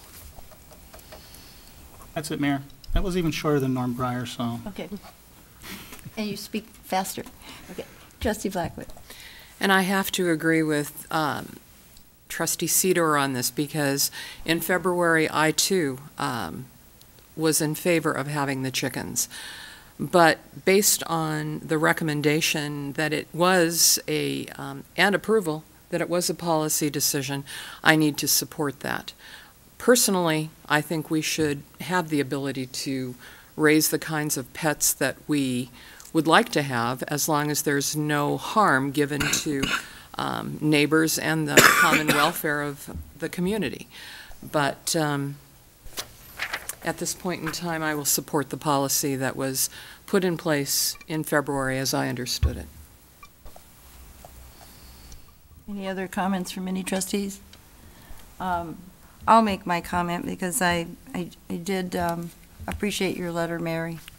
And my concern and my vote against the proposal last time was based on the fact that I'm very familiar with chickens, but I lived on a 40-acre farm.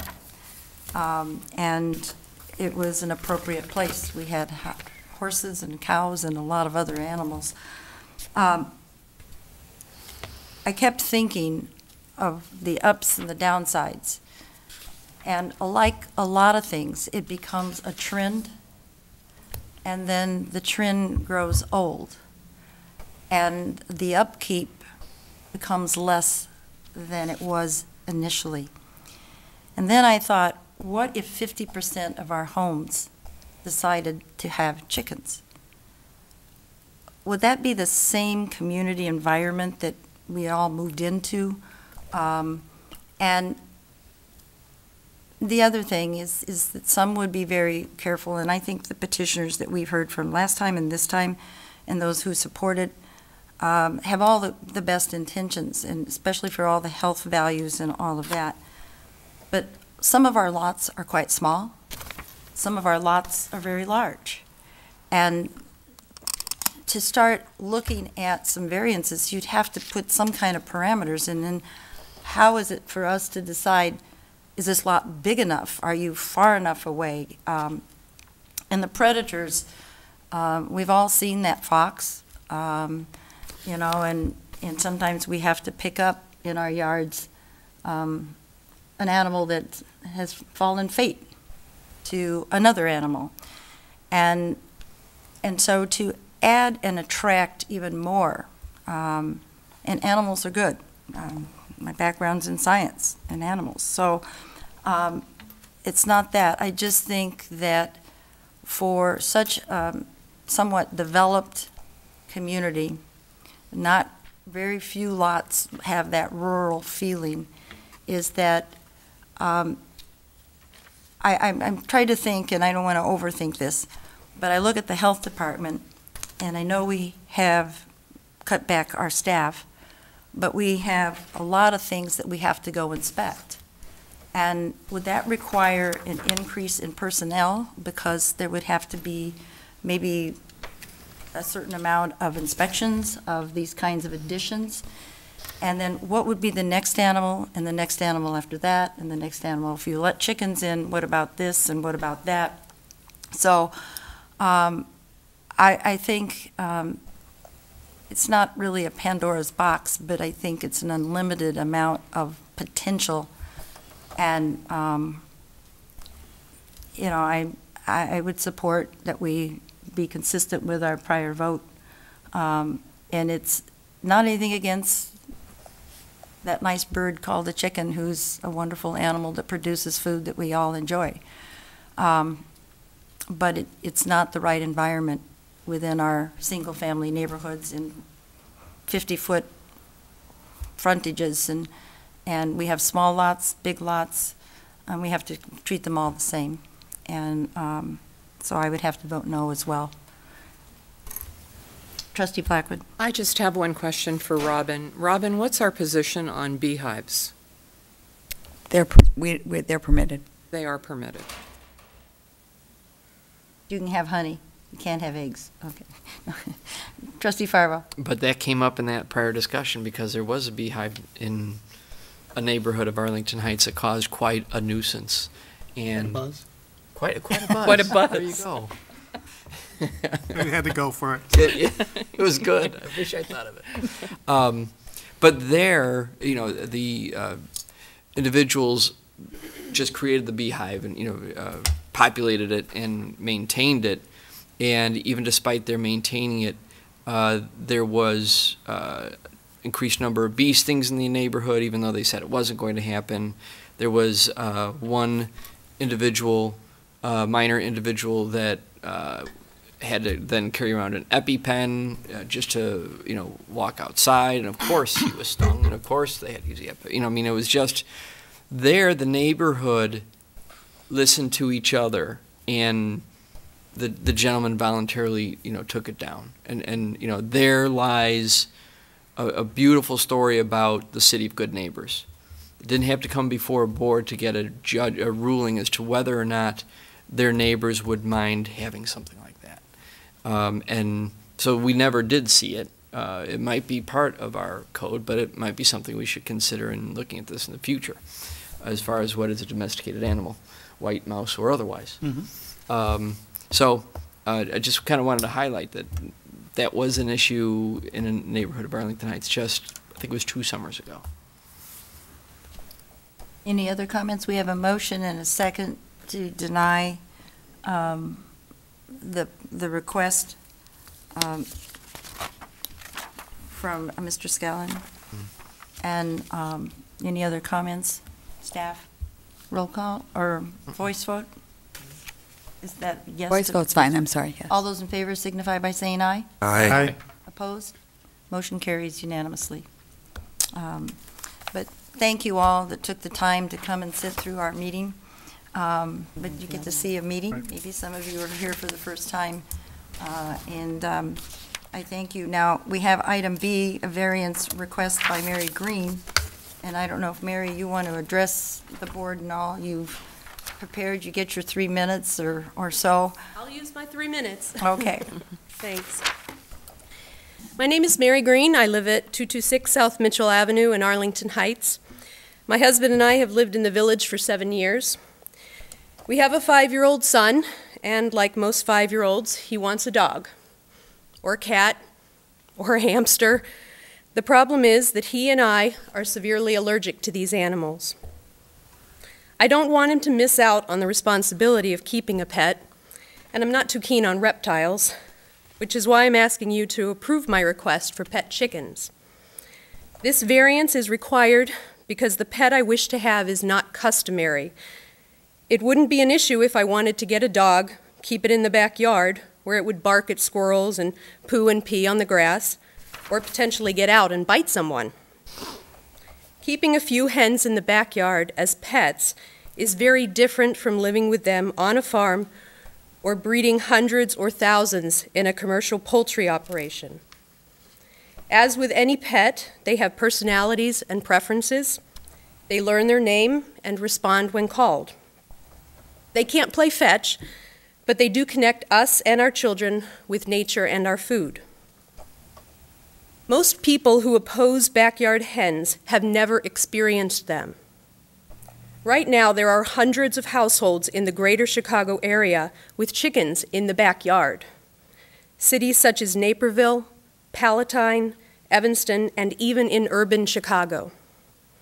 Many of these people open their coops to visitors to encourage others and dispel some of the misconceptions about keeping these animals as pets. Some people worry about smell or risk of disease. The birds themselves are very clean. Their droppings, as those of any animal, have the potential to smell if they're not cleaned up. Industrial chicken operations smell the way they do because of the buildup of ammonia due to crowded conditions and poor ventilation. Chickens in the backyard are no different than other birds kept as pets in a home setting. There are actually more diseases that can be spread from dogs and cats. Chickens can even keep a yard healthier because they eat ticks and other disease-bearing insects. I am committed to being a responsible pet owner and a good neighbor. My coop would be located in the backyard, 10 feet from the property line, under a tree to take advantage of the sun in the winter and shade in summer. We plan to use a small portable enclosure in our fenced yard so that the hens can exercise in different areas. The coop would be out of view from neighbors and the street. One benefit of having to formally notify my neighbors is that I've gotten to know more of them than I did before. Out of 21 households I spoke with, only 2 did not support my desire to keep backyard chickens. Many residents support Matt and I, and as a testament to that, have signed a petition. I would like to present you the results, which include 115 signatures in support of allowing backyard chickens in Arlington Heights. My son has already picked out names for the chickens.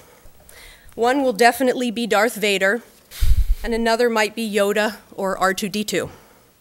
He understands that having these animals is not certain, but your vote today could make it a reality. Thank you for your time. Thank you, Mary. This is a petition, so we need to vote on this one as well to be consistent. I don't know if there's any other comments that need to be made. I think you've sat through the other discussion. It would be rather unlikely that the vote might change. But we appreciate and hope we can come up with something for your son to have a pet. But it can't be a chicken, I don't think. We have a motion or second, one way or another, for this petition? A motion to deny based on the same reasons. I respect the fact that you've come in, and I also respect the fact that everyone has come to support you. I mean, some of the people I coach soccer with that are sitting back there, but I know the same people that have come up and spoken, and I respect that, but I think this is a policy decision, and my irritation stems not with the subject matter, but the fact that we've already discussed this. And it's not with you or Matt. I mean, it really is, and I think you guys have presented really nice presentations with people who have gotten to know you, and that's one of the benefits of doing this, as you pointed out. But I just really don't think this should be utilized at this time because of the policy decision which we previously made. So I hope you understand that, and I do understand your position, and I thank you for emailing me and emailing back and forth and having the conversations that we did. But I respectfully don't agree with the position, and I'd respectfully deny it, or I'd respectfully move to deny it. Is there a second? Second. Motion by Trustee Glasgow, seconded by Trustee Farwell. All those in favor signify by saying aye. Aye. Aye. Opposed, say nay. Motion carries. Thank you. Thank you, Mary. We go now to item C. Mr. Dixon? Mayor, if I might, do you want to give us direction, or is it implicit that we're going to bring back a code amendment? Oh, we should have a motion to direct staff? Is that what you're looking for, to put something in the code so that we don't have this every 6 months or 12 months? If you want to give us a motion, or if you think it's implicit, I've got a note to do it. I just don't know if you want to go on record. Any comments from trustees? I think you could simply just direct staff, because essentially that's kind of what 9 people up here thought happened back 10, 11 months ago. Clearly we didn't. I don't think Yeah. policy jumps over code. Code rules. No, but I mean, I guess we were kind of waiting for something to come back in code level. So you'd have to, bring it back anyway, for our review. I think staff wants, the board wants staff to put something together and present it to us so that we can officially pass it if that's what's needed. To add it to clarify the code. That was a clear message, and we'll do accordingly. Okay, thank you. Mayor. Trustee Rosenberg. Just a point of order, as far as from the standpoint, are there other prohibited uses that we also want to consider as part of that? Like, for example, the beehive that you just talked about, or is it just going to be strictly addressing just chickens? I think we should, one of the trustees mentioned that the language is vague, and that we should look at the bigger subject. I think we need to be careful about unintended consequences. I think we need to look at other communities, see if there's something that helps get us started, but we will bring something back to the board. That's fine. Certainly can utilize the communication through our Northwest Municipal Conference, as well as maybe the Metro Mayor's Caucus, which includes the 6 counties. Get some kind of feedback. Not necessarily a motion, so we would move to item C on our agenda, which is page 13. For due process? If you want to come up and ask your question, please. But citizens to be heard or done, and maybe I'm confused as to what just took place. Were you denying already, or did she get a? We voted to deny both requests for But aren't allowing they two chickens. separate things? Isn't she afforded her due process to allow people to speak on her behalf? I called everybody that I had the cards. Everybody spoke. I know, and I asked if I got enough time to speak for her. You said no, just 3 minutes for each one, is what you had told me. 3 minutes per The mayor person. also said 3 minutes each person. So I think Each speaker. we're done. I see what you're saying. Each speaker. You wanted to speak on behalf of Mary, but Mary's Absolutely, requesting yeah. the same thing, and so your comments would have already been made. Yeah, but don't you look at each application for variance individually as 2 separate entities? Even though it is about the same thing, it is a separate address, isn't it? In this particular instance, I think what the board made pretty clear is that they have a policy that they are not in favor of chickens. And based on that policy, they voted and considered Mary's request and made the same decision. Everybody who had submitted a card to the mayor was given the opportunity to speak. But they've made clear, I think, this evening that they have a policy opposing chickens. But your policy wasn't in writing, is what I'm understanding, and that's Correct. why you had allowed. But they did hear everybody speak. Okay. Mr. Dixon? No comment needed. Okay, thank you. The request on item C comes from Art Ellingson, and I do have a card for Art, and you have 3 minutes as well, Art.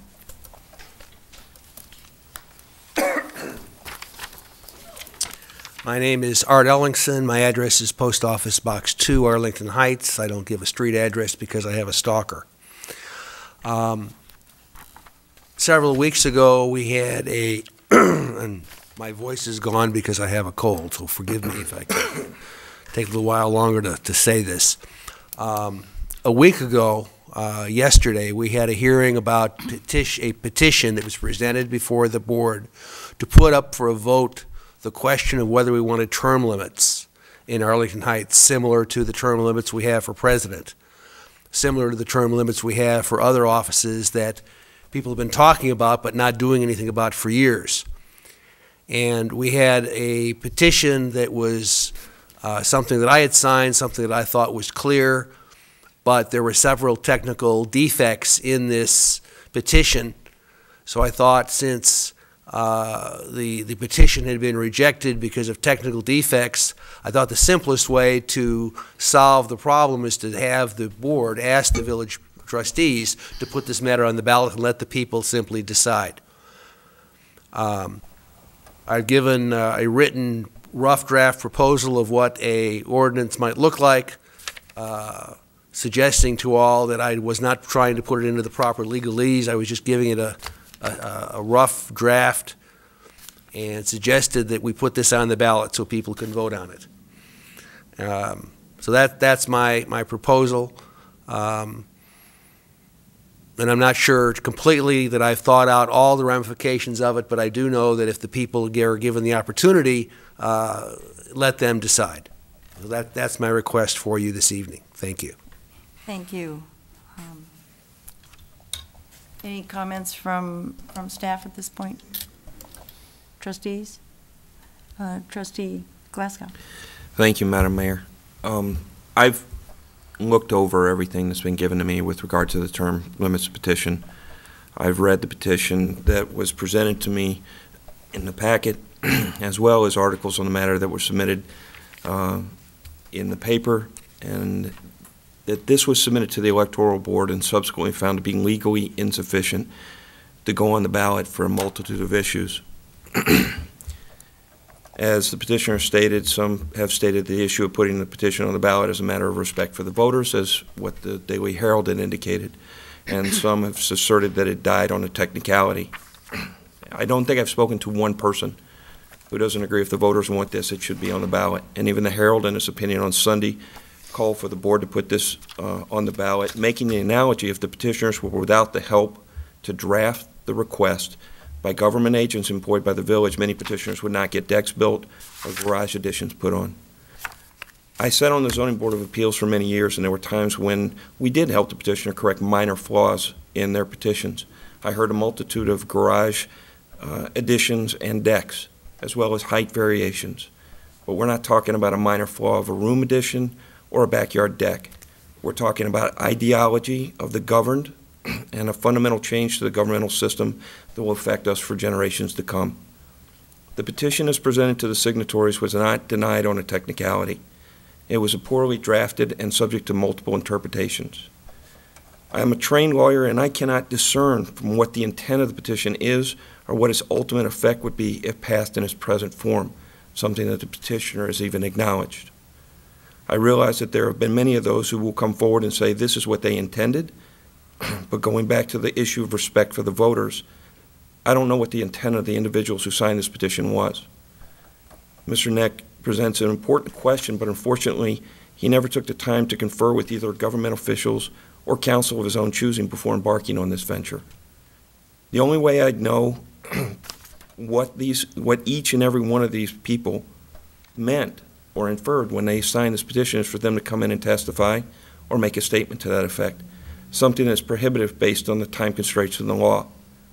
I'm in concurrence with those who think that if the voters want this on the ballot, it should be.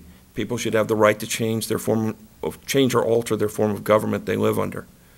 But that being said, I feel it's the height of arrogance for this board to tell the voters, this is what we believe you asked for in this petition. It would be very easy for us to draft the form of the question to skew the results in one way or another, and that's not what our system of government is about. Additionally, this board would most likely face criticism from some people who signed the petition who claimed that whatever question we posed was not their intent. The most accurate way to discern what the people want is to ask them through the petition that is presented to them. Government actions have very long-lasting effects. We as a board have not made snap decisions since I've been a member. Laws and changes to government have a very long-reaching effects and sometimes unintended consequences, as our village manager has indicated. And when not properly debated and discussed, governmental decisions lead to bad decisions because of the multitude of unintended consequences that sometimes cannot be undone. I applaud Mr. Neck in his participation and determination in a public question that merits discussion. I also applaud Mr. Krausman for his participation in making the objection that facilitated this discussion in the public eye. Both men have engaged in an intelligent discourse of public policy. The citizens of Arlington Heights should be very proud of the fact that their citizens care about their government and how it functions. It is unfortunate that Mr. Neck did not take the time or the effort that he put into passing the petitions to getting counsel on how to present his petition to the public. Perhaps he would have gotten more signatures, and perhaps he wouldn't have gotten any at all, but we won't know that. Without any more input from legal and as to legal ramifications and discussion of this matter by the board and by citizens, I personally am very uncomfortable putting something on this ballot that the voters may or may not want. I would make a motion that the board do nothing at this time and urge the petitioner to refine his petition and confer with counsel before presenting this to the citizens again. Second. Motion by Trustee Glasgow, seconded by Trustee Scaletta. Any other comment from trustees? Is there anyone? I have one comment. Okay, Trustee Scaletta. I think it's unfortunate that the way that the electoral board is set up by the county, correct? The county or the state? State statute. The state. Continues to put a negative perception that somehow the elected officials on this board who ultimately serve on the electoral board are somehow not doing their duty. And it's unfortunate, as I was a trustee whose petitions were objected to, and I had to hire counsel, as did the latest petitioner, that it's unfortunate that people think that somehow because the electoral board is made up of those two members of this board, as well as the clerk, that somehow they are not doing their job, somehow they're swayed, and that they're not going to follow the rule of law. And it's unfortunate, and hopefully the state will hear enough of these cases and start to make a decision that is in the best interest of all the voters, so that there is not a negative perception that somehow people are just making decisions based on who their favorite person in the room is. I can appreciate that Mr. Netch, if I'm saying his name properly, went through all of the time that he did. When I look at the actual petition, and I heard all the questions, and I was not here for the entire proceedings, but I was here for enough of it to hear a lot of different objections, and it was not a technicality. It was based on fact. And if we were to try and put something together, I think that everybody would have a different opinion of exactly what the intent was, and that's what's unfortunate about this. But I would urge that the state find a better way to have electoral objections heard at a different level, so that people have a better respect for the system that's in place. And I have no further question, or no further comments. Trustee Hayes. Well, I would just concur with the comments of Trustee Glasgow and Trustee Scaletta as well. As I said at the hearing last week, I just don't see how we can interpret what Mr. Connect meant by his effort and what the people who signed the petition really intended to accomplish. So I would be very happy for the people to provide input and weigh in on this issue, but I think it would be very difficult for the 9 members of this board to craft something based on what each of us individually think the intent was. So again, I'm very happy for the people to decide this issue ultimately, but I think it needs to come from the people through the petition process. Any other comments? I would just comment that Mr. Siegel, who is our village attorney and quite experienced, and made most of the examination of both the complaints and the verbiage on the proposed statement that voters would have been asked to respond to, due to the fact that this is not a Monday. He's a village attorney for other communities and is at that other community this evening. But he was of great help at guiding I think the 3 people who are designated by state law to make up that electoral board, and it was, as Trustee Hayes has indicated, not a comfortable position for anyone to have to be in, particularly when you're a candidate. For me, it was not a candidate, but it was still difficult, because I do believe in the community's effort to make their voice heard, and I have no objections to ultimately having that opportunity.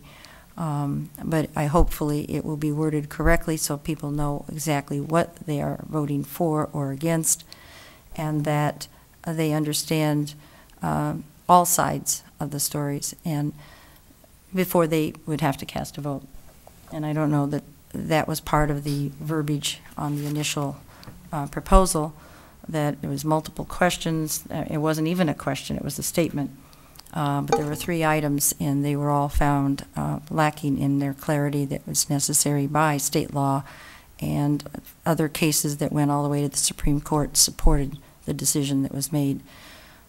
So I hope the general public understands that the decision that was ultimately made was guided primarily by case law and state statute, and through the advice of our village attorney of over 50 years and very experienced. I don't know if you have anything to add to that from the staff, but if there's anything we can do to have a happy note at the end of this meeting, I just want to thank everyone. Any comments for the community? We heard about Heart Month. Need to vote. Excuse me, Mayor, we need a Motion and a thank you. second, Mayor. We have a motion and a second. Can't forget that. Roll call or voice vote? Voice vote is fine. All those in favor signify by saying aye. Aye. Opposed, say nay. Motion carries. Thank you, Trustee Glasgow and Trustee Scaletta. Is there anybody have any other communications? I want to thank the audience. You get a prize. No? You get to go to bed earlier than you thought, probably, for me. Let me see, who's bringing the Valentine cookies? No. Mayor? That's an inside joke. Trustee Scaletta? The Hearts of Gold dinner is on February 9th, so if anyone's interested, they can contact Nancy Clues, 368-5104, for more information. Description of Hearts of Gold. Nominees, it's the Academy Awards, I like to call it, of the citizens who have been nominated for, I believe there's 9 categories. There's usually 4 or 5 different nominations. Members of the Special Events Commission, nobody up here. Review all the nominations, they vote and determine the winners. And truly, if you've never been to a Hearts of Gold event, it's always usually the Saturday closest to Valentine's Day. But it's unbelievable what citizens we have in this community, what they give. Just an example, it's an Educator of the Year, it's a heroic deed, best neighbor, best business, and a Pam Stocking Award, which is noted for someone who's really made a difference, typically in the health field, Pam Stocking, whose name is on that award, works so very hard to improve the offerings and information as far as very few communities do what we do from a health standpoint. And Director McAllister is here. I don't know of another community in the state that has nurses that allow the elderly to age in place in their little home, do not have to go to a nursing home because they need medication administered X amount of times during the week. Our nurses do that with signed documents from the Board of Health, which is made up of physicians of this village residents. And it's just an amazing thing what our health department does each and every year. And I would be here for another 30 minutes, and nobody's going to like that, to enumerate on more of their accomplishments that we do for those in need that live in Arlington, because they are all our neighbors, and we need to all be a community. So with that, I would entertain a motion for adjournment. So moved. Second. Motion by trustee Sidor, seconded by trustee Scaletta. They were the loudest. All those in favor of adjournment signify by saying aye. Aye. Opposed, say nay. Motion carries. Thank you, everybody, for your endurance. You could have taken